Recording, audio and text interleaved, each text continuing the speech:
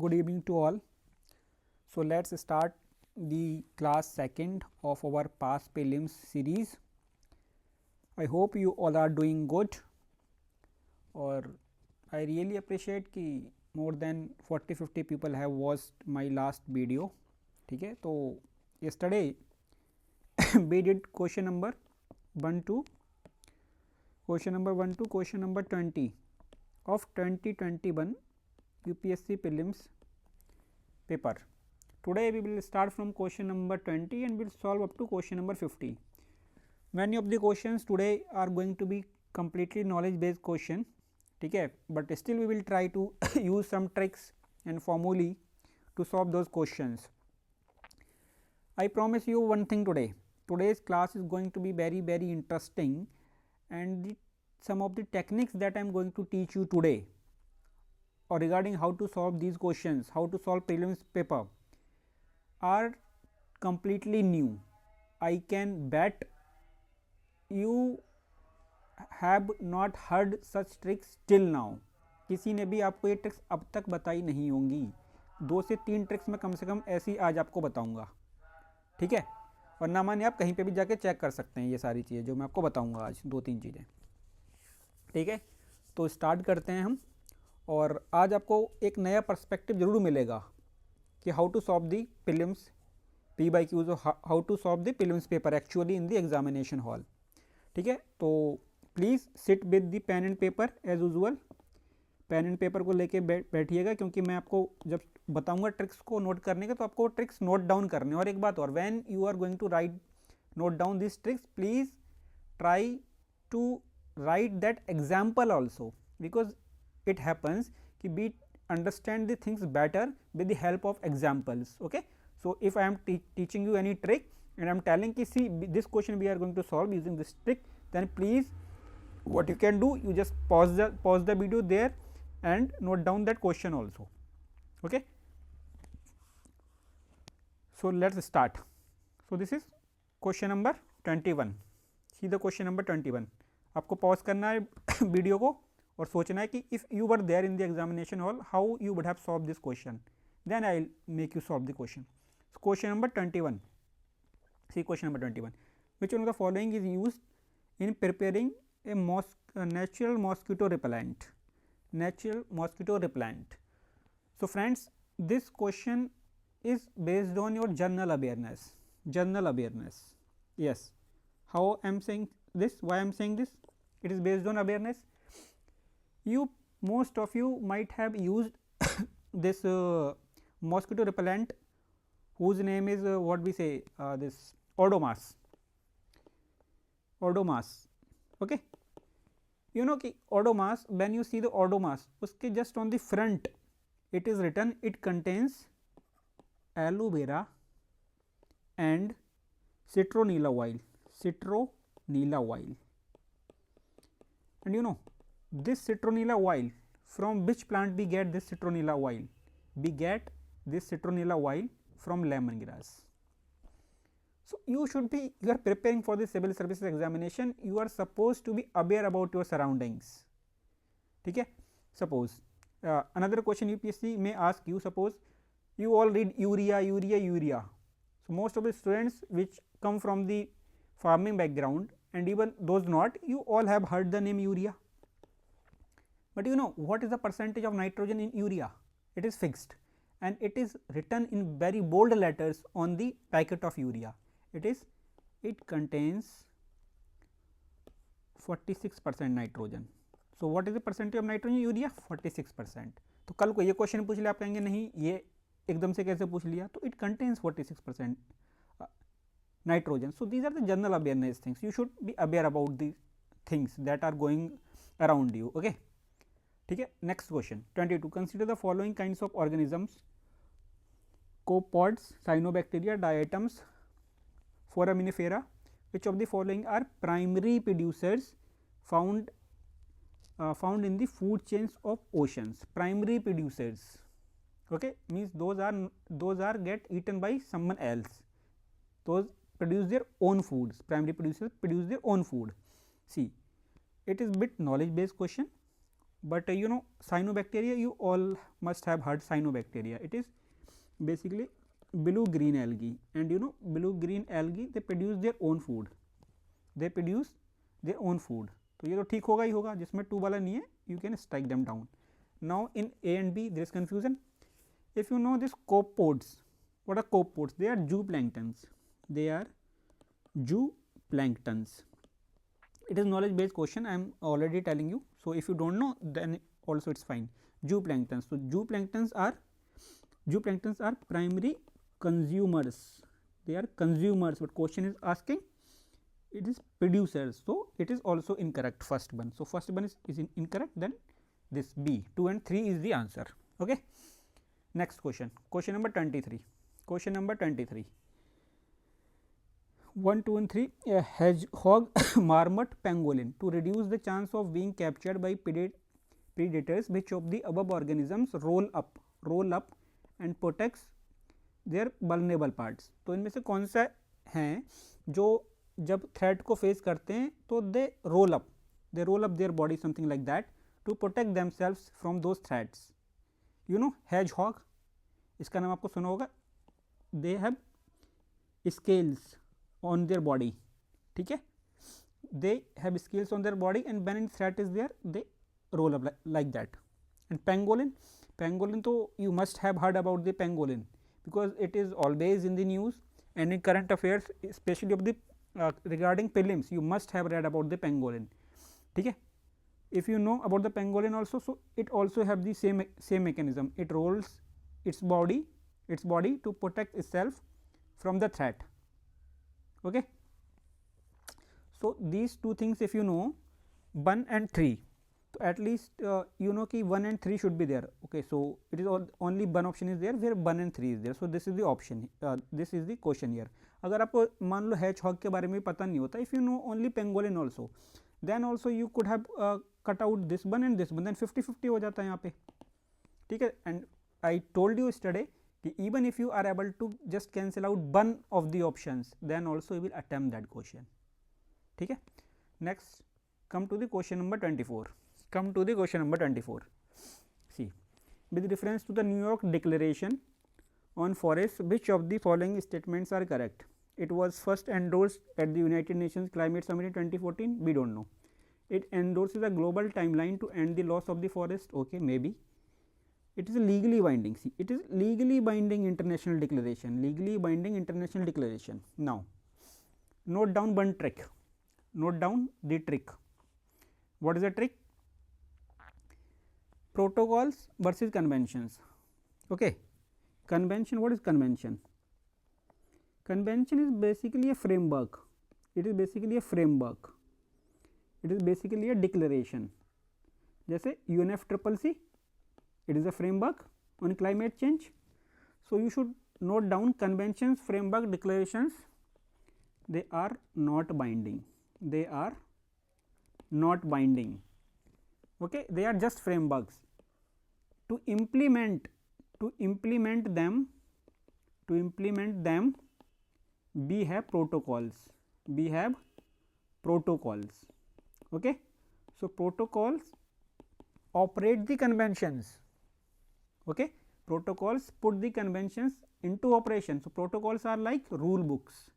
They are like rule books. ठीक है, तो protocols are within the conventions. Okay, conventions are implemented through protocols. So protocols are binding. But conventions, framework, declarations are not binding. ठीक है, ये लिख लो अपनी trick में, positive side में लिख लो, डिफरेंट बिटवीन कन्वेंशंस, फ्रेमवर्क और protocols. So when protocols are there, they can be binding, but declarations, frameworks, they are generally not binding. ठीक है, सो UNFCCC in itself is not binding, but Kyoto Protocol under it is binding. Okay, it is binding. So this will get cancelled. It is legally binding international convention. इसको हम clear out कर देंगे, यहाँ पे strike out कर देंगे. तो देखो थर्ड वाले को काट के आंसर आ रहा है क्या? नहीं आ रहा है यहाँ पे अभी आंसर इसका. ठीक है, तो हमारे क्या हो जाएगा 50-50 हो जाएगा यहाँ पे 1 2 और 4 1 2 एंड 4 2 एंड 5 ठीक है।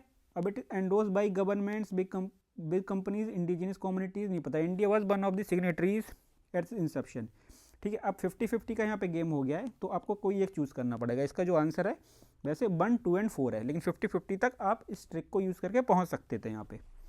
तो 1 2 एंड 4 है क्योंकि फिफ्थ वाला गलत है। India was one of the signatories at the inception, no it was not the signatory at the inception ठीक है।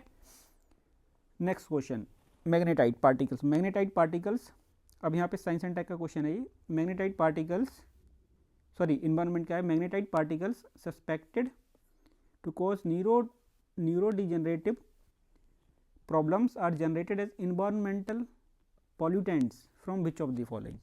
So basically it is saying magnetite you know magnetite is Fe3O4 ठीक है।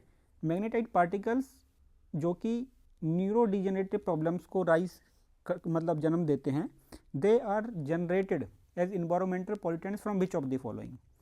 देखो brakes of the motor vehicles, engines of the motor vehicles, microwave stove, microwave में magnet तो use होती है ना ठीक है, पावर प्लांट्स, टेलीफोन लाइंस। अगर ऐसा क्वेश्चन आता है ना तो इसमें चांसेस हैं कि सारे के सारे ठीक होंगे, सारे के सारे ठीक होंगे। कौन से में? इन्वायरमेंट में और साइंस एंड टेक में। तो एक ट्रिक लिख लो पॉजिटिव साइड में। In questions where it is using about it is talking about use of any technology or talking about cause of the pollutions, in questions which talk about use of the technology or cause of the pollutions, mostly all of the above are correct, mostly all of the above are correct ठीक है। ये trick है लेकिन ये जो question है ना इसमें ये ट्रिक आपकी फेल होती हुई नज़र आएगी। इसमें जो आंसर दे रखा है यूपीएससी ने 1 2 एंड 4 दे रखा है, 1 2 एंड 4 दे रखा है ठीक है। Microwave stoves with in Holmes, telephone lines, इसमें वो कह रहा है कि इसमें ये पॉल्यूटेंट का कॉज नहीं है। तो बहुत ज़्यादा टेक्निकलिटीज़ हो जाएंगी लेकिन मैं फिर भी बता रहा हूँ when ever any such question comes please go with all of the above. Exception क्या है? Exception is your knowledge your common sense. ये तो मैंने पहले बता के रखा है। If knowledge and common sense is saying otherwise, go with them. Otherwise, mark all of the above. ठीक है, ये क्वेश्चन गलत हो गया लेकिन अगर आपके मान लो 30 क्वेश्चन सही हो जा रहे हैं इन ट्रिक्स को लगा के, कॉमन सेंस को लगा के, उसमें से अगर 4 क्वेश्चन या 5 क्वेश्चन से गलत हो जा रहे हैं तो दिक्कत क्या है? कोई दिक्कत नहीं है, आपके आराम से मार्क्स बढ़ेंगे 30 से 40 जो मैंने बोला है ठीक है। तो इन ट्रिक्स को छोड़ना नहीं है प्लीज़ ठीक है, जब तक नॉलेज और common sense is not saying otherwise, क्योंकि नॉलेज और कॉमन सेंस के अगेंस्ट तो जाना ही नहीं। आई हैव टोल्ड यू ऑलरेडी, कल भी मैंने बोला था कि this tricks will come only after knowledge and common sense ठीक है। Now come question number 26। Come on question number 26। Which one of the following is a filter feeder? Which of the following is the filter feeder? ठीक है। Now this question looks bit tough and it is, but use a trick of word decoding. Decode the words filter, feeder, filter, feeder. Feeder means eating something, filter means filtering out. It's something like कि इनमें से कौन सा है which is eating something by filtering it out from something else. Okay, so filter feeder means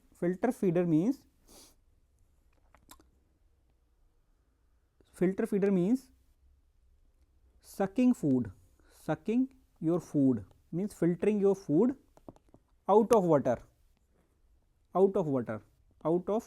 तो क्या है? basically sucking microorganisms from water. that is filtering mechanism. this is called filter feeder. तो कैटफिश है, अब देखो catfish है, you know this is a fish. तो fish क्या है? Fish Yeats smaller fish, so it is not sucking out the microorganisms because small fish are not microorganisms ठीक है। तो filter feeders are those which suck out their food out of water, and what is the food? Microorganisms.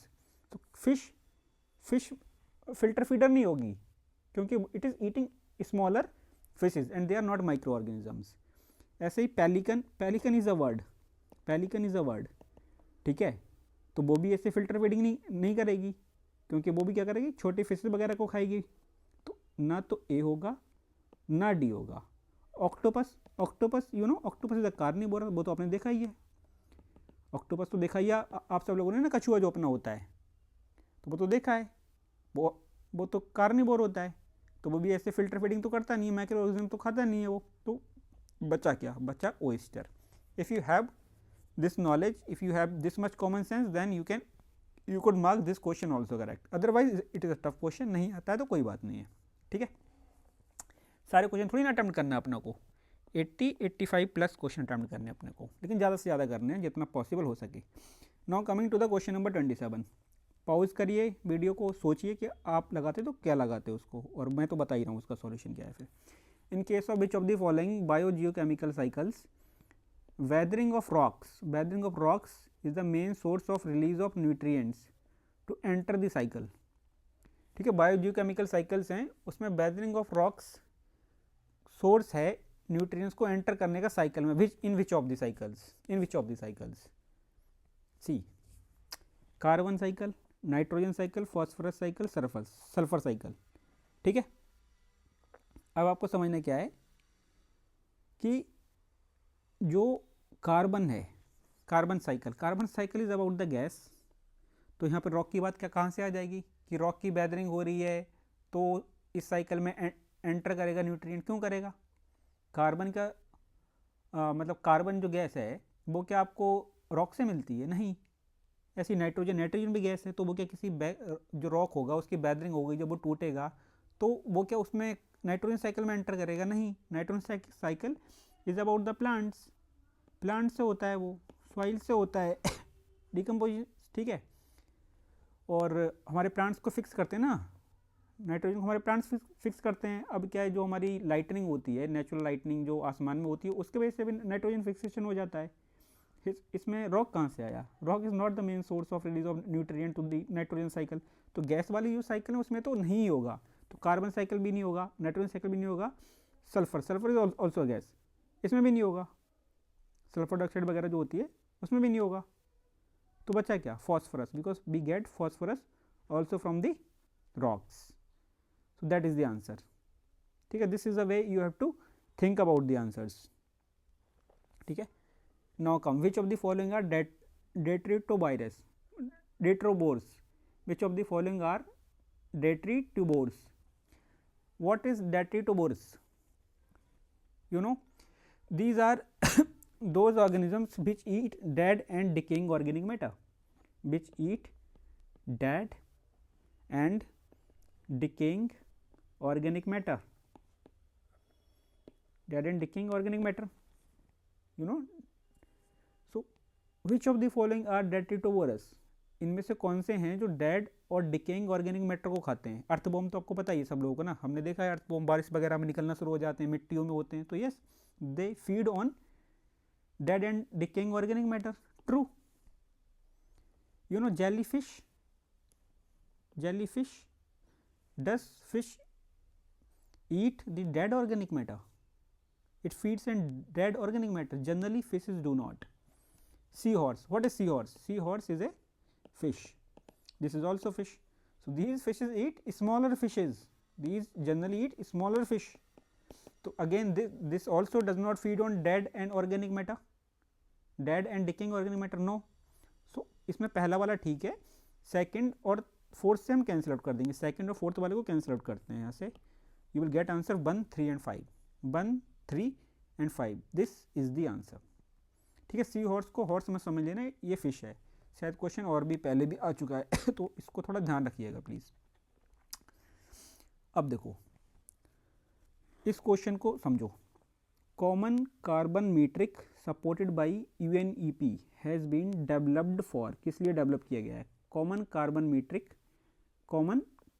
Metric developed by UNEP। Breakdown, word breakdown,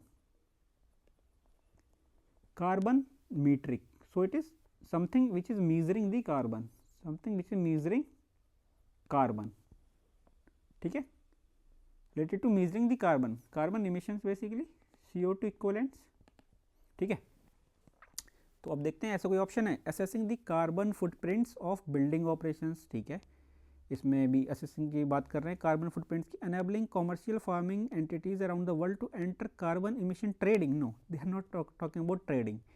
enabling governments to assess the overall footprints caused by their countries, may be possible है। assessing the overall carbon footprint caused by the use of fossil fuels by the world in a unit time, may be possible। तो B वाला तो नहीं होगा, so here we are left with 2/3 possibility, and I told you कि in such questions even if you are able to strike out even one of the options, please mark that question। ठीक है, तो इसका जो answer है basically वो ये है। ठीक है, तो आपको एक आप आराम से कैंसिल कर सकते थे इस वाले ट्रिक को यूज़ करके, बाकी आपको यहाँ पे गैस लगाना पड़ता, तो वो आपको रिस्क लेना पड़ेगा। ठीक है, कुछ क्वेश्चंस में ऐसे। Question number 30, which of the following have species that can establish symbiotic relationship with other organisms. ठीक है, which of the following species can establish symbiotic relationship with other organisms? See, this question is based on knowledge। ठीक है, knowledge based question है। Knowledge based क्या, अगर आपको examples पता हैं ऐसे सिम्बायोटिक रिलेशनशिप के तो आप इसको सॉल्व कर सकते हैं। ठीक है, देखो अब कैसे होता है ये सिनेडारियंस क्या होते हैं? दे आर एक्वेटिक एनिमल्स, जैसे कि कोरल्स है हमारा, तो कोरल्स तो सिम्बायोटिक रिलेशनशिप में रहते हैं, आपको पता है ना। कोरल्स के अंदर एक एल्गी होती है, क्या नाम होता है उसका? क्या नाम होता है? जुक्सैंथिलाई। ये जो एल्गी है वो कोरल्स के अंदर रहती है और इसके वजह से ही कोरल्स में कलरिंग होती है, कलर्स होते हैं कोरल्स में, तो they are in symbiotic, they form the symbiotic relationship. Yes, they form the symbiotic relationship.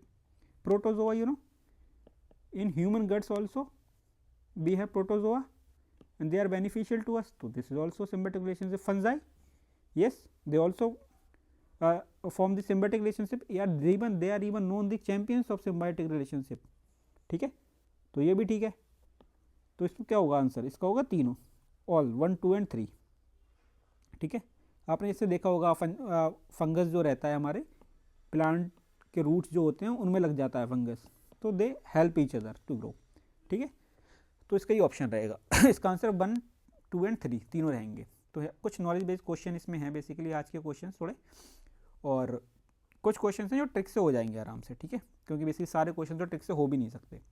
ये क्वेश्चन देखो बहुत अच्छा क्वेश्चन है, ध्यान से सुनिएगा। Question number 31, with reference to Chausath Yogini temple situated near Morena.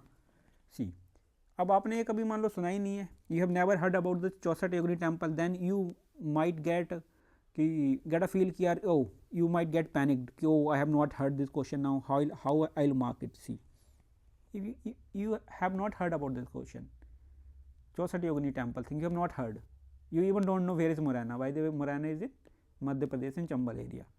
Suppose even if you don't know these things, still you can mark it correct। How? It is a circular temple built during reign of Kachapatagata dynasty। It's okay, it is only circular temple built in India, only circular temple built in India, only circular temple, is saying कि no other circular temple is there in India। it is just beyond the common sense। ठीक है, देखो ये कैसे possible हो सकता है कि और कोई सर्कुलर टेम्पल है ही नहीं इंडिया में? अरे भाई मैं कह रहा हूँ मेरे घर के पास में सर्कुलर टेम्पल है, बताओ हो सकता है? अरे 760 से ज़्यादा डिस्ट्रिक्ट्स हैं हमारे यहाँ पे, 7 लाख से ज़्यादा गांव हैं, क्या कहीं कोई एक सर्कुलर टेम्पल नहीं होगा? और तुमको कैसे पता कि नहीं है? तुमने क्या सारे गांव जाके ढूंढे हैं कि नहीं है? तो होगा कहीं ना कहीं बना हुआ, छोटा सा ही होगा, तो ये वाला गलत हो जाएगा। और सेकंड वाले को काट, अगर आप जैसे काट देते हैं, you get the answer. See, this easy is this question was, सिर्फ डरा रहा है आपको ये स्टेटमेंट दे के, चौसठ योगिनी टेम्पल, मुरैना और ये कच्चपागटा डायनेस्टी सुनी ही नहीं होगी आपने, तो आपको लगा रहे भाई ये कैसे क्वेश्चन हो जाएगा सॉल्व? इतना इजी तो क्वेश्चन है, इसमें नॉलेज चाहिए ही नहीं, just use the common sense here. As soon as you strike out the second statement, you get your answer, that is the correct answer। okay, so this is how you need to use these tricks so that you can increase your score by 30 to 40 marks। next question, this question is completely based on knowledge, which one of the following ancient towns is well known for elaborate system of water harvesting management building, और ये सारी चीज़ें, इसका answer क्या है? धौलावीरा। सीधे सीधे ये क्वेश्चंस आर्ट एंड कल्चर के बुक में दिए हुए हैं, अगर आपने पढ़ी है, ठीक है, ढंग से। जो अपनी यही क्या नाम है इस बुक का, नाम भूल रहा हूँ मैं, जो IAS ऑफिसर है ने बुक लिखी है आर्ट एंड कल्चर की, बहुत ज़्यादा पढ़ते हैं हम लोग। Okay, comment the name of that book in the comment section, I am forgetting the name of that book, अगर याद आएगा तो बताता हूँ क्या नाम है उस बुक का। ठीक है, क्वेश्चन नंबर 33 पे आते हैं। क्वेश्चन नंबर 33 या 32 हो गया। या now come to question number 33। In the first quarter of the 17th century, first quarter of 17th century मतलब 17th सेंचुरी ये हुई, first quarter of 17th century, in which of the following was were the factories of the English East India company was located. ठीक है, कहाँ पे locate हुई थी? तो भाई ये प्योरली नॉलेज बेस्ड क्वेश्चन है, अगर आता है तो आता है, नहीं आता है तो नहीं आता है। ठीक है, इसका जो आंसर मैं आपको बता देता हूँ, इसका जो आंसर है वो है ब्रोच, ये वाला। ठीक है, अगर क्वेश्चन आता है तो आता है, इसमें कोई ट्रिक काम नहीं करेगी आपकी, मेरे हिसाब से तो नहीं कर रही है, आपको पता हो तो आप बता दीजिए कि किस तरीके से काम करेगी। क्वेश्चन नंबर 34, इसमें we will use the trick and new type of trick we will use here in question number 34। Please read the question, pause कर लीजिए और क्वेश्चन को रीड कर लीजिए एक बार 34 को। From the decline of Gupta's until rise of Harshvardhan in the early 7th century, which of the following kingdoms were holding power in the northern India? Which of the kingdoms were holding power in the northern India? Decline of Guptas, 3rd 4th century के करीब decline हो जाएगा। ठीक है, और rise of Harshvardhan 6th 7th century के करीब हो जाएगा। इसके टाइम बोल रहा है which of the following kingdoms were holding power in the northern India, तो ये कब की बात कर रहा है? एंशियंट इंडिया की बात कर रहा है ये, अगर टाइम लाइन आपको पता है तो। Here the game is about the time line. ठीक है, राइट राइट, ट्रिक इज इसमें लिख लो नेगेटिव साइड में, time line mismatch, time line mismatch. If you know the timeline, you can easily solve such questions. See, सब पता नहीं होगा तो भी चलेगा, you just know some of the things. How? देखो, ये रहा आपका यादव ऑफ देवगिरी, ये कब थे? ये मेडिएवल हिस्ट्री में थे, they were not in the ancient history. ठीक है, ये 12th से 14th सेंचुरी में थे, कहाँ पे? डेक्कन रीजन में हुआ करते थे। ठीक है, ऐसे ही आपका Paramars of Malwa, they too were in the medieval history. Okay, तो ये दोनों तो कैंसिल हो जाएंगे आपके जो मीडिएवल हिस्ट्री के। अगर आपको इतना ही पता है, इतना आपने फिगर आउट कर लिया, they are from the medieval history, क्योंकि फेमस रहे हैं मीडिएवल हिस्ट्री में यादव ऑफ परमार्स। ठीक है, अगर आपने ये फिगर आउट कर लिया और ये क्वेश्चन एंशियंट पर पूछ रहा है कि एंशियंट के टाइम पे इस वाले जो 6th 3rd 4th सेंचुरी से लेकर 6th 7th सेंचुरी के बीच में कौन हुआ करते नॉर्थ इंडिया में, तो आपने 2nd and 5th strike out कर दो, तो यहाँ से 2nd और 5th को स्ट्राइक आउट करके देख लो एक बार, you get the answer 1 3 4 and 6. This is the answer, this is how you will solve it. Okay, B. Next question, question number 35. Here also it is very important trick, here we will use the trick here. According to the Portuguese writer Nunes, ठीक है, Nunes आए थे Portuguese writer से during Vijayanagar Empire. So women in Vijayanagar Empire were expert in which of the following areas? So as per the Portuguese writer Nunes, who came during Vijayanagar Empire, women in Vijayanagar Empire were expert in which of the areas? तो अब आप सोचोगे कि उसने किसके बारे में लिखा होगा? रेसलिंग के, एस्ट्रोलॉजी के, अकाउंटिंग, सूटसेइंग। सूटसेइंग मीन्स भविष्यवाणी। ओके, भविष्यवाणी करना। ठीक है, telling the future, predicting the future. तो women were expert in which of the following? अब बुक तो नहीं पढ़ी होगी आपने, ऑब्वियसली यू आर नॉट, आपसे एक्सपेक्ट भी नहीं किया सकते कि आपने ये बुक पढ़ी हो जाके, लेकिन आप सोचो ना कि इतनी बड़ी बुक है और बीमन का उसमें मेंशन किया है, तो बीमन तो किसी भी फील्ड में एक्सपर्ट हो सकती है। Simple, it is like scope ना। तो ट्रिक देखो यहाँ पे, right the trick on positive side, right the trick on positive side. When writer talks about many things, any writer और book talks about many things, ठीक है, consider all correct, except that thing did not exist at that time, except that thing did not exist at that time. ठीक है, अब वो चीज़ मान लो exist ही नहीं कर रही हो तो कोई बात ही नहीं है ना। अब सपोज दे आर सेइंग कि according to the Portuguese writer Nuniz, women in Vijayanagar empire were expert in which of the following, और उसने दे दिया दे वर एक्सपर्ट इन एआई, तो गलत हो जाएगा ना। It is defying the common sense, क्योंकि AI was not existing at that time, लेकिन wrestling was existing, astrology was existing, accounting was existing, soothsaying was existing, तो इसके सारे हम करेक्ट कर देंगे। ठीक है, इस तरीके से आपको सॉल्व करना है। अब आते हैं क्वेश्चन नंबर 36 पे। Question number 36, with reference to the Mandepalle of the Andhra Pradesh which of the following statements is correct. ठीक है, ये जो क्वेश्चन है ये क्वेश्चन प्योर आपका कॉमन सेंस बेसिस पे है। ठीक है, but one of the options you can strike out here also. तो कह रहा है कि with reference to Mandepalle Andhra Pradesh which of the following statements is correct. Pingali Venkaiah resign the try colour Indian national flag here. Pattabhi Sitaramayya led the Quit India movement of Andhra Pradesh here. Rabindranath Tagore translated the national anthem from Bengali to English here. Madam Blavatsky and Cornel Orcutt set up the headquarters of Theosophical Society here. देखो ये वाला आप cancel out कर सकते हैं just based on your knowledge of your modern history, जो आपने अगर स्पेक्ट्रम से पढ़ी है वहाँ से भी आप कर सकते हैं, क्योंकि they establish the Theosophical Society in Tamil Nadu, not in Andhra Pradesh.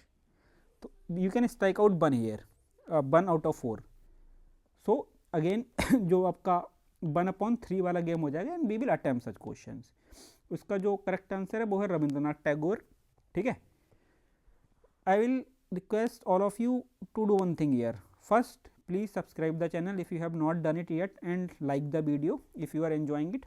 Second thing I would say कि such question, see do research on the each of the options, do research on each of the options of such questions कि who was Pingali Venkaiah, he was a person who designed the Indian national flag। तो read about him, just Google कर लो। ठीक है, read about him। फिर Pattabhi Sitaramayya led the Quit India movement of Andhra Pradesh region, इनके बारे में पढ़ लो। पत्तरवैया सीतारामैया थे, उन्होंने क्विट इंडिया मूवमेंट चलाया था, कहाँ पे, आंध्र प्रदेश में चलाया था। रविंद्रनाथ टैगोर के बारे में आपको बताइए, और मैडम ब्लावास्की और कर्नल ऑरकुट के बारे में थोड़ा पढ़ लो, थियोसॉफिकल सोसाइटी के बारे में थोड़ा पढ़ लो, क्योंकि यहाँ पे जब ऑप्शन में डाल दिया है तो यूपीएससी की नज़र में है, तो आपको ऐसे रिसर्च भी करनी है। Research the options, research the options, research the options of questions. ये नहीं कि सिर्फ सही वाला मारो और बाकी आगे बढ़ के चलेगा, उन क्वेश्चन पर रिसर्च करना है आपको, क्योंकि यहाँ से क्वेश्चंस रिपीट होते हैं, कंसेप्ट तो बिल्ड होंगे ना यहाँ से। जब यूपीएससी ने ये डाले हैं आपके जो क्या कहते हैं ऑप्शंस, तो यूपीएससी के पास ये सोर्सेज हैं, तो हो सकता है कल को इनमें से ही किसी बना दे, पता भाई सीतारामैया पर बना दे क्वेश्चन कल को वो, ठीक है, या फिर थियोसॉफिकल सोसाइटी पे बना दे। तो इन चीज़ों का प्लीज़ रिसर्च करते रहिएगा साथ साथ। अब आते हैं क्वेश्चन नंबर 37 पे। Question number 37, consider the following pairs historical place well known for. ठीक है, which of the given pairs is above, which of the given pairs above is are correctly match. देखो बुर्जा होम, ये चीज़ तो आपने पढ़ी ही होगी एंशियंट हिस्ट्री में, जो एनसीईआरटी की बुक है। बुर्जा home is not famous for rock cut shrines. बुर्जा होम क्या है? बुर्जा home is Neolithic site, Neolithic site. And आपको ये पता होना चाहिए कि न्यूलिथिक साइट पर रॉक कट श्राइन्स नहीं हुआ करते थे, न्यूलिथिक पीरियड में रॉक कट श्राइन्स नहीं हुआ करते थे, because rock cut shrines started during Mauryas, during Buddhism. तो ये तो करीब 5th-6th सेंचुरी बीसी की बात है ना, और ये तो बहुत पुरानी बात हो गई। न्यूलिथिक तो उससे पहले का है, तो इस समय तो ये हुआ ही नहीं करती, तो फर्स्ट वाला है गलत। तो देखो फर्स्ट वाले से सॉल्व हो रहा है, नहीं हो रहा है, तो 50-50, ये आप 50-50 तक पहुंच जाएंगे यहाँ से इस ट्रिक को यूज़ करके। So and I have told you कि even if you are able to cut even the one option, here we are cutting the 2 options, striking out 2 options. अगर एक भी हम स्ट्राइक आउट कर पाते तो भी क्वेश्चन को अटैम्प्ट करेंगे, तो we will attempt such question. ठीक है, जो इसका आंसर है हमारा, इसका आंसर है 2 and 3। ठीक है, ये जो 2 हैं इन पे रिसर्च कर लीजिएगा प्लीज़ जाके आप। ठीक है, इनके बारे में पढ़ लीजिएगा, दोनों के बारे में। Question number 38, now comes question number 38। Question number 38 read कीजिए क्वेश्चन नंबर 38 को। It was during the reign of Iltutmish that Genghis Khan reached in the pursuit of fugitive Khwarizm prince. ठीक है, खुर्जियम प्रिंस, ये वाला ठीक है। देखो नॉलेज बेस्ड ये क्वेश्चन है, ठीक है, और ये बहुत इंपॉर्टेंट जो इसमें डिटेल्स दी बहुत इंपॉर्टेंट है, लेकिन आप इस बारे क्वेश्चन को देख लीजिए, ठीक है। इस वाले को देखो, अब यूपीएससी तैयारी कर रहे हैं तो मैं आपसे एक्सपेक्ट करता हूँ कि ये आपको पता होगा कि इल्तुतमिश के टाइम में चंगेज खान आया था और he try to invade the India only once, और इंदस तक आ गया था, जो इंदस रिवर हमारी है नॉर्थ वेस्ट में, वहाँ तक आ गया था। इनसाइड नहीं, मतलब हमारे जो इनसाइड इंडिया है, मतलब इनर साइड, वहाँ पे नहीं आ पाया था। तो यू शुड नो कि वो वहाँ तक आ गया था। तो पहला वाला ऑप्शन तो ठीक है। दूसरा, it was during the reign of Mohammad bin Tughlaq that Timur occupied Multan and cross the Indus. यहाँ पे वही बात है कि history you should know timeline. अगर टाइमलाइन बताए तो इस क्वेश्चन को भी हम कर सकते हैं, क्योंकि तैमूर जो था, when Timur came to India, then he because he plundered Delhi, and when he plundered Delhi, Timur वो नहीं है सब लिखा, उनका बेटे का नाम भी शायद उसने तैमूर रखा है। ही केम इन 1398 and he plundered Delhi.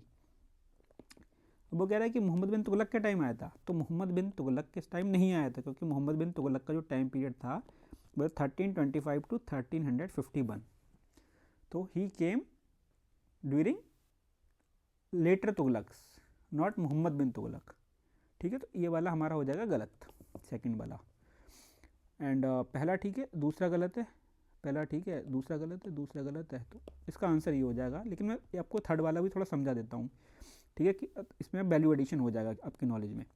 It was during the reign of Devaraya second of Vijayanagar empire that Vasco da Gama reached to the coast of Kerala. When Vasco da Gama came to India, he came in 1498. And what was the time period of Devraya II? Anyone know? It was during 1440s, मतलब 1440s में he died, तो he was not there when Vasco da Gama came। तो ये वाला भी गलत हो जाएगा हमारे यहाँ पे, तो ओनली वन इज करेक्ट, ठीक है। देखो थोड़ा सा मैं और आपके वैल्यू एडिशन कर दे रहा हूँ अपने नोट्स में, चाहे आप हिस्ट्री में ऐड कर लीजिएगा ये चीज़। इल्तुतमिश के टाइम पे कौन आया था? चंगेज खान आया था। मैं थोड़े इन्वेडर्स के नाम बता रहा हूँ किसके टाइम पे कौन आया था। इल्तुतमिश के टाइम पे चंगेज खान आया था, ठीक है। अलाउद्दीन खलजी जो था, अलाउद्दीन खलजी, उसके टाइम पे कौन थे? मंगोल्स थे। आ नहीं पाए थे इंडिया, बाहर ही रोक दिए गए थे, मंगोल्स थे, ठीक है। 1398 में कौन आया था? लेटर तुगलक थे। लेटर तुगलक के टाइम में कौन आया था? तैमूर आया था। And he plundered Delhi. तो ये तीन थोड़ा याद रखना, इंपॉर्टेंट है सारे के सारे नेम, इसलिए just I am telling you these names. इसके बाद आते हैं क्वेश्चन नंबर 39 पे। क्वेश्चन नंबर 39, एक बार क्वेश्चन नंबर 39 को देख लीजिए आप सारे लोग।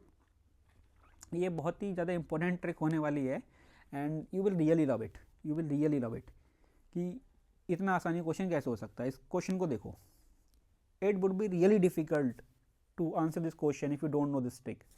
Saint Francis Xavier was one of the founding members of the Jesuit order, ठीक है। we don't know. Saint Francis Xavier died in Goa and the church is dedicated to him, okay. The feast of Saint Francis Xavier is celebrated in Goa each year, okay. See, now trick is, write the trick on negative side. Trick is if more than one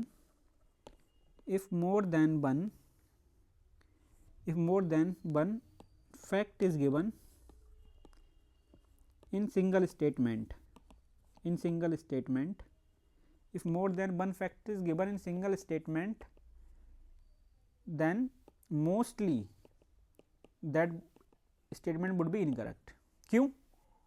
क्योंकि अगर उसे सही बनाना था statement, तो एक ही fact को use करके सही बना दे। दो तीन फैक्ट्स घुसाने की जरूरत क्या है? You are putting 2 and 3 facts to make this statement incorrect. कैसे? Saint Francis Xavier died in Goa and church is dedicated to him. अब आप लोगों को पता होगा, काफ़ी सारे लोग माइट भी गोवा गए भी होंगे, नहीं गए होंगे तो ट्रैवलिंग ब्लॉग्स वगैरह देखे होंगे। There is Francis Xavier church is actually there in Goa. तो इट इज़ ट्रू कि Francis Xavier church is there in Goa, but he did not die in Goa, he die offshore to China, ठीक है। इसमें अगर इस स्टेटमेंट को सिर्फ ठीक बनाना होता तो simply UPSC could have write कि a church is dedicated to Saint Francis Xavier in Goa. उसमें क्यों उसमें घुसाने की जरूरत थी कि he died in the Goa, क्योंकि वो he did not die in the Goa and you want to make the statement incorrect, that's why you are putting that fact here which is incorrect. तो इसको कैंसिल आउट कर दो, second वाले को, अपने आप आपका आंसर निकल के आ जाएगा। ठीक है, whenever more than one fact is given in a single statement, most of the time that statement will be incorrect. Exception तो आपको पता ही है, योर नॉलेज, कॉमन सेंस। अगर आपको पूरी नॉलेज है कि नहीं दोनों स्टेटमेंट ठीक है तो बहुत अच्छी, कि दोनों फैक्ट सही हैं वो तो कोई बात ही नहीं है, क्योंकि these tricks will always come after your knowledge. They are not the substitute of your knowledge, they are complementary to your knowledge. ठीक है, अब ये क्वेश्चन देखने में बहुत टफ क्वेश्चन लगेगा आपको ये, लेकिन जितना टफ लग रहा है ना उतनी आसानी से क्वेश्चन सॉल्व हो जाएगा। और इसमें एक नई ट्रिक मैं आपको बताऊंगा कैसे। देखो, with reference to the history of ancient India which one of the following statement is are correct? Mitakshara was a civil law for upper caste and Dayabhaga was for lower caste civil law. ठीक है, वो कह रहा है Mitakshara civil law था upper caste के लिए, दयावाग था सिविल लॉ लोअर कास्ट के लिए। Mitakshara system, sons can claim right to the property during the life time of the father, whereas in Dayabhaga system it is only after the death of the father that sons can claim right to the property. In Mitakshara system deals with matters related to property held by male members only of the family, whereas दयाभाग system deals with the matters related to property held by both male and female. देखो, what was the Mitakshara and दयाभाग? You might be knowing it. They were Hindu legal system. ठीक है, Hindu legal system थे, Hindu legal system था ये। अब एक चीज़ आप note कर लो, ट्रिक नोट कर लो, पॉजिटिव साइड में कर लो। UPSC promotes positive things, UPSC promotes positive things and avoids controversial things, avoids controversial things about government and about any community. UPSC will never try to show the government or any particular community in negative light. No, it will avoid it will also avoid the controversial thing. और positive thing है, it will try to show the positive thing कि क्यों ही controversy करनी है भाई उसको। तो अब क्या है कि मिताक्षर और दयाभाग जो है हिंदू लीगल सिस्टम है ये। अब वो हिंदू लीगल सिस्टम को मैं क्यों दिखाना चाहेगा कि भाई मिताक्षर जो था वो सिविल लॉ अपर कास्ट के लिए हुआ करता था, दयाभाग जो था वो लोअर कास्ट के लिए हुआ करता था। अगर होता वो तो भी इसमें मेंशन नहीं करता, क्यों मैं दिखाएगा कि Hinduism is about it is about the casteism and all these things. No, it will not so. ठीक है, तो दिस स्टेटमेंट इज इनकरेक्ट कि Mitakshara was a civil law for upper caste and Dayabhaga for lower caste. No, they were not. तो पहला वाला गलत हो जाएगा। ठीक है, तो इस बात को थोड़ा समझो। अब पहला वाला गलत हो जाएगा कि सॉल्व हो रहा है, इससे क्या नहीं हो रहा है। 2 and 3। अब 3 वाला देखो, the Mitakshara system deals with matters related to property held by male members only. Male members only क्यों भाई? इतना बड़ा लीगल सिस्टम है, क्या वो फीमेल्स के बारे में कुछ भी बात नहीं करेगा? मतलब कुछ एक लाइन भी लिखी हुई नहीं होगी कि भाई फीमेल का इसमें हक होना चाहिए नहीं होना चाहिए। मान लो कि चलो हक नहीं देना मत दो, ये तो लिखोगे ना कि उनका हक नहीं होगा, इतना ही लिख दो। या खाली मेल्स की बात करोगे, फीमेल्स का मेंशन ही नहीं होगा इसमें। ठीक है, थोड़ा बहुत तो रिलेटेड बात कर रहा होगा ना, तो ये एक्सट्रीम स्टेटमेंट है, अपने आप ये कैंसिल आउट हो जाएगा। जैसे ही आप थर्ड वाले को कैंसिल आउट करते you will get the second one correct. ठीक है, आ जाते हैं 41 पर। देखो भाई, टिके रहना है, हिम्मत नहीं हारनी है। क्यों?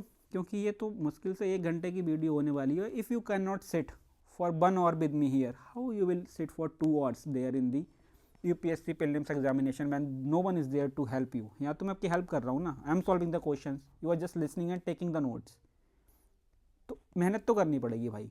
और मेहनत देखो, जो लास्ट तक वीडियो देखेगा, जो मेहनत करेगा, रिजल्ट भी उसका ही पॉजिटिव आएगा। क्योंकि देयर इज थिंग ना कि मेहनत के आगे तो किसी की चलती नहीं है ना। मेहनत करोगे तो क्या नहीं हो सकता। ये तक कहा जाता है कि मेहनत करोगे तो अपनी किस्मत भी, मेहनत से तो किस्मत भी चेंज की जा सकती है। अब जो लोग मतलब भरोसा रखते होंगे किस्मत में, उनके लिए, मैं तो नहीं रखता, ठीक है।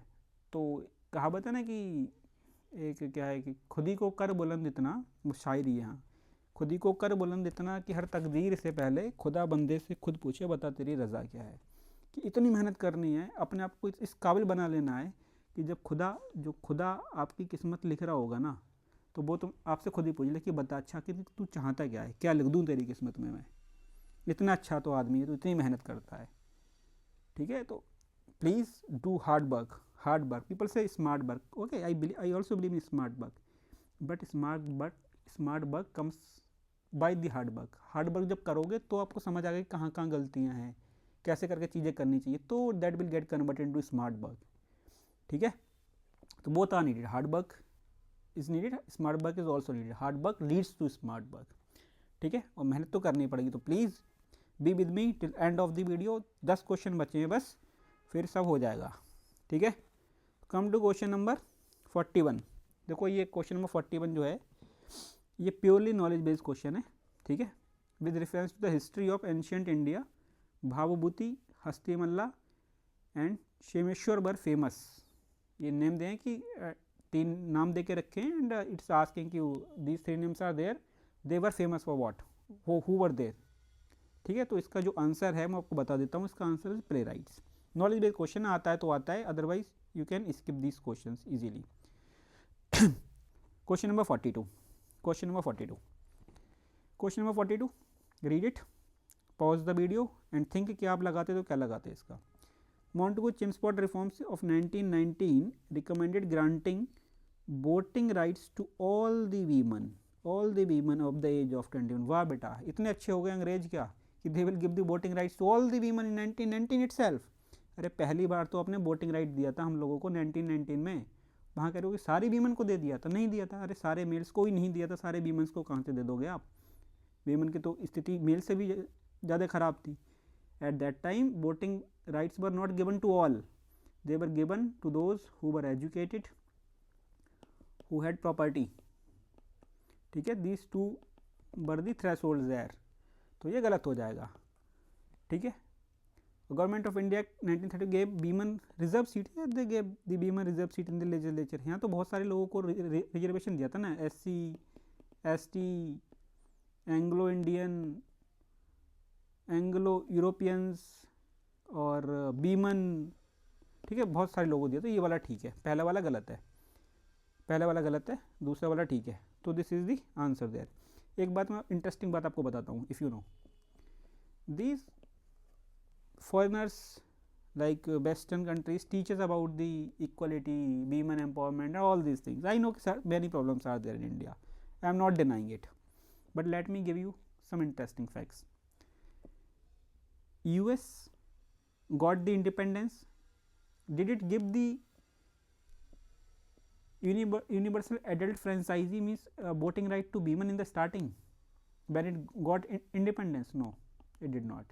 UK, did it give the universal adult franchise means did it give the voting rights to women in the starting? No, it did not. It was India which gave the voting rights to all, universal adult franchise at the very time of independence, ठीक है। तो we were progressive in this way over these two countries at that time। और बताता हूँ आपको एक interesting fact बहुत ज़्यादा, USB की US is this, US is that, क्या था अमेरिका, और वो है नहीं जोक कि अमेरिका क्या कहता था। तो मैं बताता हूँ एक चीज़ और अमेरिका के बारे में। Name one female means woman president of US। सोच सकते हो, just give me one name of woman president of US। अब मैं बात करूं कि इंडिया में name of woman prime minister Indira Gandhi ji was there, president women president Pratibha Devi Singh Patil was there, now Draupadi Murmu ma'am is there. लेकिन US में कौन था? जीरो, आज तक हुआ ही नहीं है कोई। And they are teaching us the values regarding women and equality, women empowerment, what not. चलो ठीक है, question number 43, question number 43, with reference to 8 August 1942 in Indian history, which of the following statements is correct? ये आपको पता होना चाहिए, बार बार आता है, मॉडर्न हिस्ट्री में लिखा है, स्पेक्ट्रम में भी लिखा है, क्विट इंडिया मूवमेंट, भाई it is related to quit India movement, ठीक है। Quit India resolution was adopted by the all India Congress committee, ये इसका आंसर है। अब मैं आपको थोड़ा एडिशनल फैक्ट्स दे देता हूँ इस डेट के बारे में और क्विट इंडिया मूवमेंट के बारे में। रिजोल्यूशन पास कहाँ पे हुआ था? गोवालिया टैंक। कहाँ पे? ग्वालियर टैंक कहाँ पे है? बॉम्बे। ग्वालियर में मत सोच लेना Gwalior tank, Gwalior tank in Bombay. Gandhi ji gave a slogan do or die, करो या मरो, वो gave Gandhi ji. Who was the leader of this movement? No one. It became the leaderless movement. Why it became the leaderless movement? कि जैसे ही 8 तारीख को मूवमेंट को announce किया गया, उसकी सुबह को ही सारे लीडर्स को जेल में डाल दिया गया। And this movement became leaderless, and because this became leaderless, तो अब तो जिसके मन में जैसे आया वैसे किया, कि बहुत ज़्यादा वायलेंस हुआ था बेसिकली इसमें। और इसको कहा जाता है कि इसको कंट्रोल करने में टाइम तो अच्छा खासा लग गया था सरकार को। सरकार ने अंग्रेजी सरकार ने, अंग्रेजी हुकूमत ने, क्या कहते हैं, ब्रितानिया हुकूमत ने हेलीकॉप्टर से गोलियां बरसाई थी हमारे लोगों पे क्विट इंडिया मूवमेंट में, ठीक है। क्वेश्चन नंबर आ जाते हैं 44 पे। ये क्वेश्चन देखो बहुत टफ सा लगेगा और ये बहुत ईजी सा क्वेश्चन है if you can understand the trick. See, और ये जो ट्रिक है ना, you will just mind blowing. आपने ऐसा सोचा भी नहीं होगा, इस क्वेश्चन को ऐसे भी सॉल्व किया जा सकता है। ओके, देखो कैसे करके होगा। Who among the following is associated with the songs from prison? Songs from prison, a translation of the ancient Indian religious lyrics in English. किन्होंने ये सॉन्ग्स फ्रॉम प्रिजन लिखी है, जो कि ट्रांसलेशन है एंशियंट इंडिया के रिलीजियस लिरिक्स का। अब देखो, डिकोड कर लो पहले तो उसको, वर्ड्स को। सॉन्ग्स फ्रॉम प्रिजन मतलब प्रिजन में बैठ के लिखी है जिसने भी लिखी है, और सॉन्ग्स किस पे? Religious lyrics. अब 3-4 चीज़ें होनी चाहिए। वो बंदा जेल में होना चाहिए, सॉन्ग्स वगैरह में उसका इंटरेस्ट होना चाहिए, और सॉन्ग्स भी कौन से? रिलीजियस सॉन्ग्स, ठीक है। बाल गंगाधर तिलक जेल में थे, बिल्कुल रहे थे, लंबे समय तक जेल में रहे थे, बार बार रहे थे Bal Gangadhar Tilak, but was he so much interested in the songs and all these things? No, he was not. कभी सुना है आपने बाल गंगाधर तिलक ने ऐसी सारी चीज़ों में, एक्टिविटीज़ में पार्टिसिपेट किया, उनके बारे में इतना पढ़ा है अपने मॉडर्न हिस्ट्री में? तो नहीं था। जवाहरलाल नेहरू जी जेल में रहते, हाँ जी रहे थे, लंबे समय तक रहे थे, लेकिन सॉन्ग्स वगैरह में उनको कोई इंटरेस्ट था ऐसा कुछ नहीं था। रिलीजियस वगैरह में नहीं, रिलीजन वगैरह के बारे में ज़्यादा वो नहीं लिखते थे। What he used to write about? He used to write about politics, he used to write about history, but not about the songs and all these things. Mohandas Karamchand Gandhi को भी छोड़ देते हैं, सरोजिनी नायडू की बात कर लेते हैं। सरोजिनी नायडू जी जेल में रही थी, लेकिन इतने लंबे समय तक नहीं रही थी कि वहाँ पे बैठ के आराम से बुक लिखी जा सके या ट्रांसलेशन की जा सके बुक की, इसके लिए समय लगता है। तो she was not in the jail for that long time. तो कौन बचे? मोहनदास करमचंद गांधी जी बचे, ये हमारा आंसर है। तो this is how you can think about, ठीक है। ऐसे भी आप आंसर्स को क्वेश्चन को सॉल्व कर सकते हैं, ठीक है। आई प्रॉमिस कि आपने ऐसे नहीं सोचा होगा और ना ही आपको आज तक किसी ने ऐसा बताया होगा। तो इसलिए वीडियो पसंद आ रही है तो प्लीज़ लाइक कीजिएगा और सब्सक्राइब जरूर कीजिएगा, और अपना जो भी एक्सपीरियंस है प्लीज़ कमेंट सेक्शन में जरूर से जरूर डालिएगा, so that I can understand कि how you people are feeling about all this videos. और कोई भी सजेशन हो तो वो भी डालिएगा, ठीक है। और जो लास्ट तक वीडियो को देखेगा, ठीक है, वो प्लीज़ कमेंट जरूर कीजिएगा कि yes I watch this video till last, I am going to clear the prelims this time, ठीक है। Question number 45। क्वेश्चन नंबर 45 देखते हैं। With reference to medieval India, which of the following is the correct sequence in ascending order in terms of size? कि सबसे पहले सबसे छोटा, फिर उससे बड़ा, फिर उससे बड़ा। देखो नॉलेज बेस्ड क्वेश्चन है ये, साफ सीधी सी बात है, अगर आता है तो आता है, नहीं आता है तो नहीं आता है। सबसे छोटा होता है परगना, उसके बाद आती है सरकार, उसके बाद सूबा। सबसे छोटा होता है परगना, ठीक है, फिर सरकार, फिर सूबा, ठीक है। कहते हैं एक सूबे की जिम्मेदारी आपको दी गई है, तो सूबा बेसिकली जो होता है ना, वो होता है प्रोविंस लेवल पे। आप स्टेट मान लो आज के टाइम पे, प्रोविंस लेवल पे। And you know who started the provincial system? It was who? Mughals. Mughals get the credit for starting the provincial system in India, provincial administration. सरकार जो है वो डिस्ट्रिक्ट लेवल की मान लो, सरकार डिस्ट्रिक्ट लेवल की, परगना जो होता है तहसील लेवल का होता है. और you can say group of villages known as pargana, that is tehsil. सरकार डिस्ट्रिक्ट लेवल पे और सूबा प्रोविंस लेवल पे, इसलिए इसे होता था ना सूबेदार. सूबेदार, सूबेदार किसके टाइम में? मुगल्स के टाइम में सूबेदार was the head of the सूबा, क्योंकि ऐसे पूरी कंट्री को सूबा में बांट दिया था. सूबा नंबर 1, सूबा नंबर 2, सूबा नंबर 3. हर एक सूबा का जो हेड हुआ करता सूबेदार हुआ करता, उसके अंडर ऐसे करके डिस्ट्रिक्ट्स आती थी. ठीक है, जिसे सरकार वगैरह कहते थे. और सरकार के अंडर यहाँ पे तहसील लेवल पे होता था परगना, परगना हुआ करता था. ठीक है, यहाँ पे परगना मतलब तहसील, जो आज के टाइम पे तहसील है वो परगना हुआ करता था. ठीक है, और जो परगना का हेड हुआ करता था ना, यहाँ पे 2 लोग हुआ करते थे परगना पे. एक शिकदार हुआ करता था जो एडमिनिस्ट्रेटिव हेड हुआ करता था, और एक अमीन होता था. अमीन होता था रिवेन्यू से एडमिनिस्ट्रेशन के लिए. ये याद रखना, बहुत इंपॉर्टेंट फैक्ट बता रहा हूँ आपको मीडिएवल इंडिया से. मुगल्स के टाइम पे रेवेन्यू एडमिनिस्ट्रेशन जो था ना, वो पैरेलली चलता था. पैरेलली चलता था किसके? जो बाकी एडमिनिस्ट्रेशन था उसके. तो एक जैसे डिस्ट्रिक्ट लेवल पे, या जैसे मैंने बताया परगना लेवल पे, एक होगा जो बाकी एडमिनिस्ट्रेशन को पूरा संभालेगा, एक होगा वर्टिकल होगा एकदम, उसके अंडर नहीं होगा. जैसे सिकदार है, सिकदार के अंदर अमीन उसके अंडर नहीं होगा, वो अलग होगा. सिकदार बाकी सारे काम संभालेगा, अमीन खाली रेवेन्यू पे. तो revenue system was a parallel system in the administration during Mughals. ठीक है, अब 46 क्वेश्चन की बात कर लेते हैं हम. क्वेश्चन नंबर 46 देखो. Question number 46, who among the following was associated as a secretary with the Hindu female school which later came to be known as Bithuni female school. देखो Bithuni female school was one of the earliest schools started for the female education, for the education of females. ठीक है, अब देखो ये आपको इस पता होना चाहिए कब स्टार्ट हुआ था, क्योंकि बहुत इंपॉर्टेंट है और आपने मॉडर्न हिस्ट्री में पढ़ा भी होगा. 1948 या 49 के करीब ये स्टार्ट हुआ था, 1948 और 1949. ठीक है, अब देखो एनी बेसेंट कब एक्टिव थी? She was active in the freedom struggle movement. She was active in 1920s. तो ये तो मिसमैच हो रही है date line. Sarojini Naidu when she was active? She was also active in 1910s 1920s, या फिर लेट 19th सेंचुरी मान लो 1890s के करीब. तो time line mismatch, here is time line mismatch. ठीक है, तो ऑप्शन क्या बचे हमारे पास? एनी बेसेंट कट गए, सरोजिनी नायडू कैंसिल आउट हो गया, देवेंद्रनाथ टैगोर या ईश्वर चंद्र विद्यासागर.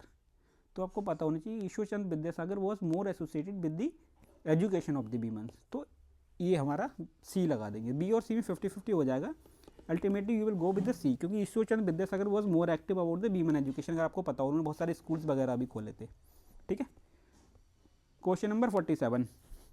अब ये नॉलेज बेस्ड क्वेश्चन है, आपको आना चाहिए ये, क्योंकि बहुत फेमस है. In the context of colonial India, Shah Nawaz Khan, Prem Kumar Sahgal, Guru Bakhsh Singh Dhillon are remembered as, they were the officers of Indian National Army. जो सुभाष चंद्र बोस की इंडियन नेशनल आर्मी थी, सुभाष चंद्र बोस जी की, उसके ये मेंबर्स रहे थे. और अब एक आपको फैक्ट्स पता होना चाहिए कि ये जो तीनों लोग थे, इनका नाम देखो पहले. शाह नवाज खान, प्रेम कुमार सहगल, गुरु बख्श ढिल्लन. मुस्लिम, हिंदू, सिख. हिंदू, मुस्लिम, सिख, 3 लोगों को चूज किया गया था इस तरीके से. हिंदू, मुस्लिम, सिख इंडियन नेशनल आर्मी के जो मेंबर्स हुआ करते थे. इनका ट्रायल कहाँ पे किया गया था? रेड फोर्ट पे इनका ट्रायल शुरू किया गया था ब्रिटिश द्वारा कि इन्होंने गद्दारी की है, ट्रीजन. ठीक है, फिर इसके खिलाफ प्रोटेस्ट शुरू हो गए थे पूरे इंडिया में, और कांग्रेस के जो नेता थे they came in defence of these leaders, और उन्होंने इनका केस लड़ा था. और अंत में इन्हें छोड़ना पड़ा था, ब्रिटिश को इन्हें छोड़ना पड़ा था, क्योंकि कंट्री लगभग निकल ही चुका था उनके हाथ से. 1940s का टाइम है लगभग करीब ये. तो ये आपको पता होना चाहिए. और Indian National Army and Subhash Chandra Bose के बारे में प्लीज़ पढ़ लीजिए, क्योंकि ये जो गवर्नमेंट है इसका बहुत ज़्यादा फोकस इन चीज़ों पे है. Indian National army, Subhash Chandra Bose. ठीक है, तो प्लीज़ इनके बारे में जितना एक्स्ट्रा पढ़ सकें प्लीज़ पढ़ लीजिएगा. अब आते हैं क्वेश्चन नंबर 48 पे. क्वेश्चन नंबर 48 देखो, थोड़ा नॉलेज बेस्ड क्वेश्चन है ये, ठीक है, अगर आता है तो आता है, वरना मुश्किल हो जाएगा. फिर भी I will give you some additional information regarding it. With reference to the Indian history which of the following statements is are correct. The Nizamat of Arcot emerged out of Hyderabad state. Mysore kingdom emerged from Vijayanagar empire. Rohilkhand kingdom was formed out of territories occupied by Ahmad Shah Durrani. देखो ये question गलत है. It did not come from the Hyderabad state. It came from the Mughal province. Mughal province जो हुआ करता था डक्कन में, उसमें से ये कार्व आउट किया गया था, ना कि हैदराबाद स्टेट से. तो ये वाला गलत है. ठीक है, पहला वाला. Mysore kingdom emerge out of Vijayanagar empire. Yes, it came out of it, क्योंकि जो बोधियार से ना, Wodeyar were the kings of Mysore kingdom. ठीक है, बोधियार डायनेस्टी जो थी, और they were feudatories of Vijayanagar empire. They were feudatories of Vijayanagar Empire. Vijayanagar Empire is very famous and it is one of the famous topics of UPSC. तो please Vijayanagar को बहुत अच्छे से पढ़ लीजिएगा. तो ये वाला ठीक है. सेकंड वाला हमारा, Rohilkhand kingdom was formed out of territories occupied by Ahmad Shah Durrani. Was formed out of the territories occupied by Ahmad Shah Durrani. देखो रोहिलखंड जो है ना, रोहिलखंड जो रीजन है, it was establish by Rohillas. ठीक है, और ये आज के टाइम पर रोहिलखंड कौन से रीजन को कहा जाता है?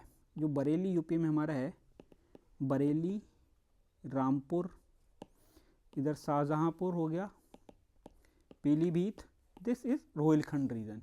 यहाँ पे रोहिलास का राज हुआ करता था and they establish this region. And Ahmad Shah Durrani, who was Ahmad Shah Durrani?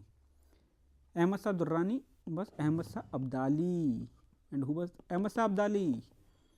He established Afghanistan. ठीक है, तो ये वाला जो है रोहिलखंड का रीजन, वो territories occupied by Ahmad Shah Durrani के द्वारा नहीं किया गया था. It was Rohilla kingdom, basically Rohillas में इस्टेब्लिश किया. तो ये वाला गलत हो जाएगा यहाँ पे हमारा. तो इसका जो आंसर है हमारा, इसका वो हो जाएगा 2 ओनली. ठीक है, इसका आंसर हो जाएगा 2 ओनली. अब देखते हैं 49. देखो विच of the following statements is correct. देखो 49 ये प्योरली नॉलेज बेस्ड क्वेश्चन है, इसमें ट्रिक नहीं लगेगी आपकी, और ये आपको पता भी होना चाहिए, क्योंकि Ajanta caves lie on the gorge of बगोरा रिवर. ये true, this is true, by this true. ये फिर अगेन जो हमारी आर्ट एंड कल्चर की बुक है, हाँ कौन सी बुक थी वो? नितिन सिंघानिया जी की जो बुक है, उसमें ये क्लियरली लिखा हुआ है. ठीक है, तो वहाँ से आप प्लीज़ पढ़ लीजिएगा इसको. Consider the following statements. अब इस क्वेश्चन में we will use a trick. Consider the following statement. 21 February is declared to be the international mother language day by UNICEF. The demand that Bangla has to be one of the national languages was raised in the Constituent Assembly of Pakistan. देखो आपको पता है कि जो बांग्लादेश था, जो आज का बांग्लादेश है, बेसिकली था बोल रहा हूँ मैं, है तो अभी बस जाने वाला है थोड़ा पार्ट उसका. ठीक है, तो बांग्लादेश जो है आज के टाइम पे, तो आपको पता ना, it use to be east Pakistan. अब बांग्लादेश में कौन सी लैंग्वेज डोमिनेट करती? बांग्ला. तो कह रहा है demand that Bangla has to be one of the national languages raised in the constituent assembly of Pakistan. Obviously it will be raised in constituent assembly of Pakistan. जब part वो पाकिस्तान का है, तो क्या इंडिया की कॉन्स्टिट्यूंट असेंबली में उसकी डिमांड रेज होगी? तो ठीक है, ये वाला कोई दिक्कत ही नहीं है इसमें. तो 21 February is declared to be the International Mother Language Day by UNICEF. Oh, mother language की बात कर रहे हैं और बात कर रहे हैं UNICEF. What is UNICEF? UNICEF is for the child care. इसका नाम क्या था पहले? United Nations International Children's Emergency Fund. Children's Emergency Fund children के लिए है वो. और बात कर रहे हो मदर लैंग्वेज की, जो कि कल्चर का पार्ट है. तो यूनिसेफ नहीं होगा मेरे भाई. यहाँ पे यूनाइटेड नेशन की दूसरी एक एजेंसी है जो कल्चर को लेके काम करती है. क्या नाम है उसका? उसका नाम है यूनेस्को.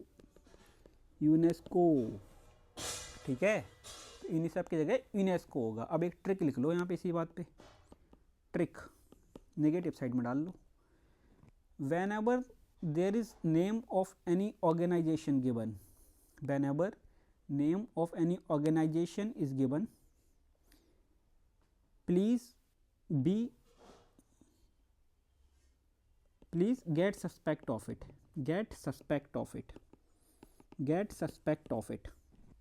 ठीक है, क्यों? क्योंकि it can change the name of that organization to make the statement incorrect. आपको सस्पेक्ट होना है, एकदम कैंसिल आउट भी नहीं करना है। सस्पेक्ट होकर करना क्या है, सस्पेक्ट होकर करना है थिंक क्या करना है, whether this organization is about the field given, कि जिस फील्ड की बात की जा रही है क्या ये ऑर्गेनाइजेशन उसी फील्ड में काम करता है, और any other organization is closer to it. जैसे उसने बोल दिया कि लैंग्वेज की बात कर रहा है और वहाँ पे उसने क्या किया, यूनिसेफ दे दिया। यूनिसेफ तो चिल्ड्रन के लिए काम कर रहा है, यूनिसेफ की जगह होना चाहिए था यूनेस्को इस फील्ड में काम करता है। तो पहला वाला गलत है, दूसरा वाला ठीक है। तो आज हमने 50 क्वेश्चन पूरे कर लिए हैं, ठीक है। और आपका क्या एक्सपीरियंस है, प्लीज़ मेरे को कमेंट सेक्शन में जाके बताइएगा कि क्या एक्सपीरियंस है और आपको इससे हेल्प हो रही है नहीं हो रही है। और अगर whatever changes you want you can comment there again in the comment section. और जिसने लास्ट तक देखा है, very much thankful to you and congratulations, you have the stamina, you have that perseverance to clear this exam. क्योंकि exam का क्या है, exam में कंपटीशन तो है ही है बहुत ज़्यादा, लेकिन real competition is very less. क्योंकि जो बंदा 1 घंटे बैठ के लेक्चर नहीं सुन सकता तो उससे क्या ही एक्सपेक्ट किया जा सकता है। And you need you know कि प्रीलिम्स में बहुत ज़्यादा काम करना पड़ता है, 10-12 घंटे तो डेली पढ़ने ही पड़ेंगे, ऐसा मान लो। इससे कम पढ़ रहे हो तो सोचो फिर कि क्यों कम पढ़ रहे हो। 10 घंटे का एवरेज तो इस समय देना ही देना है, अगले 2 मंथ 12 घंटे का एवरेज निकालो आराम से, ठीक है। और again if you have any issue you can write me on Telegram Sarma_Abhishek_98। Personally आप मेरे को डीएम कर सकते हैं। और जिसने अब तक सब्सक्राइब नहीं किया हो सब्सक्राइब कर लीजिएगा, और अगर वीडियो अच्छी लगी तो प्लीज़ लाइक कीजिएगा और इसको शेयर भी कीजिएगा और लोगों के साथ में। Thank you, thanks a lot. मिलते हैं कल फिर से 8:30 बजे। See you, bye bye, take care.